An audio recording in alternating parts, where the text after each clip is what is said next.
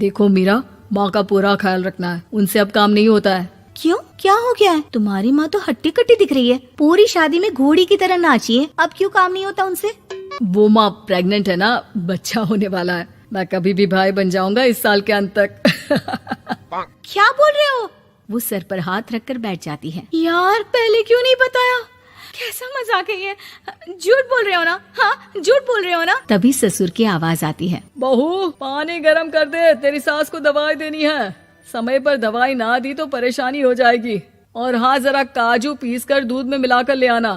तेरी सास खुद से तो अपनी संभाल करेगी नहीं। हे भगवान, ये मैं क्या सुन रही हूँ? ये ससुर जी को क्या हो गया है? मैं क्या सोच कर आई थी? हाय रे, मैं तो किसी को मुंह भी नहीं दिखा पाऊंगी। अब ये रोना धोना बाद में करना, पहले गर्म पानी कर दो, माँ को दवाई देनी होगी।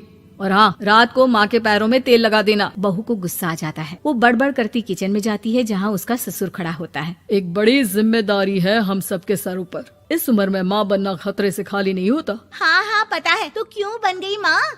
अरे खतरे से कम नहीं है तो क्या जरूरत थी लल्ला पैदा करने की? कैसी बात कर रही हो बहू? क्या तुम खुश नहीं कि घर में एक नया मेहमान आएगा, छोटे छोटे पैरों से पूरे घर में घूमेगा?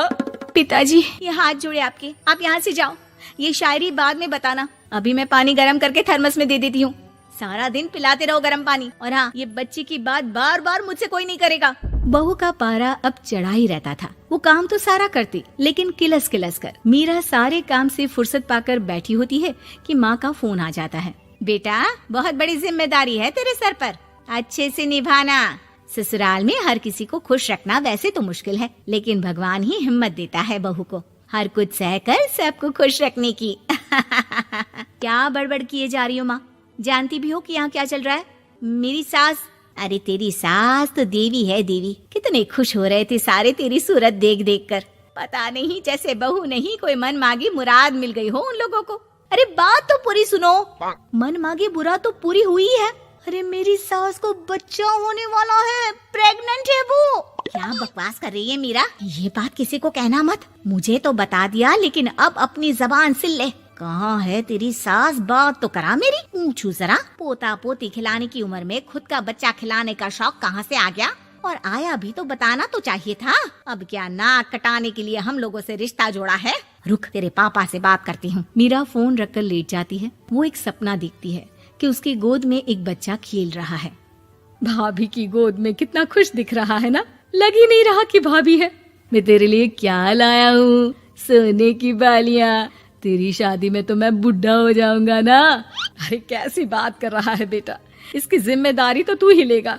हम लोगों का तो कोई भरोसा नहीं, कब ऊपर वाला उठा ले। बहू को सास को देख देख कर गुस्सा आ रहा था। तभी वहाँ पड़ोसन आ जाती है। अरे बहू, तुझसे तो पूछने से भी डर लगता है कि कब खुशखबरी सुना रही है। अब तो अपनी 1 महीने की ननद की ही जिम्मेदारी संभाल ले, बहुत है। अपने जेवर भी रख देना और पैसे भी जमा करना शुरू कर दे। वो बात आगे बढ़ाती उससे पहले ही बहू जोर से चिल्लाकर उठ जाती है। नहीं नहीं नहीं नहीं, मैं अपने जेवर किसी को नहीं दूंगी।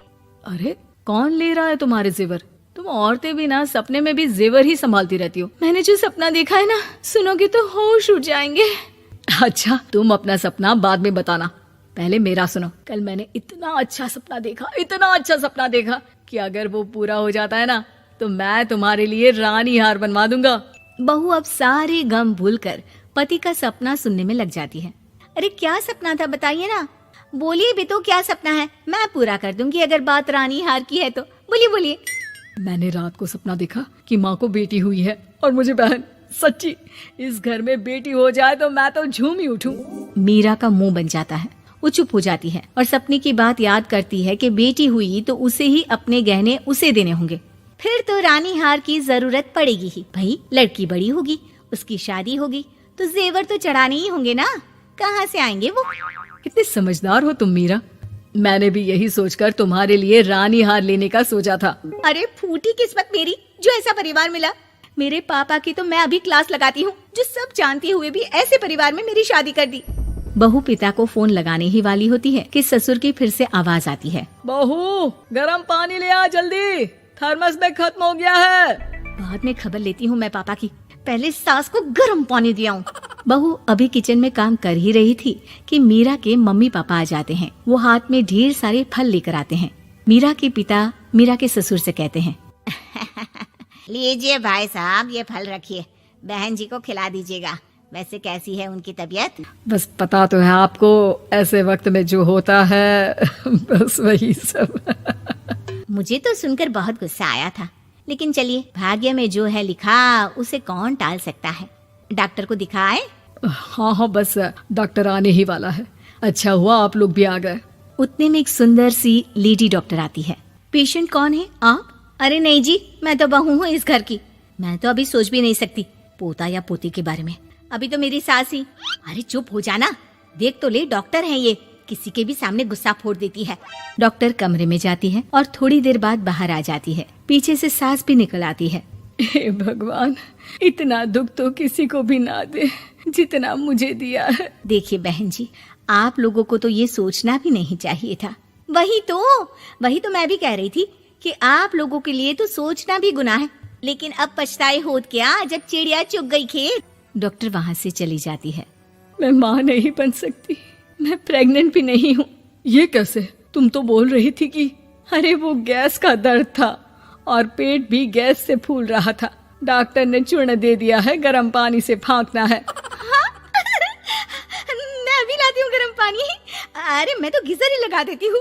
हाय रे, खुशी के मारे पागल ना हो जाओ।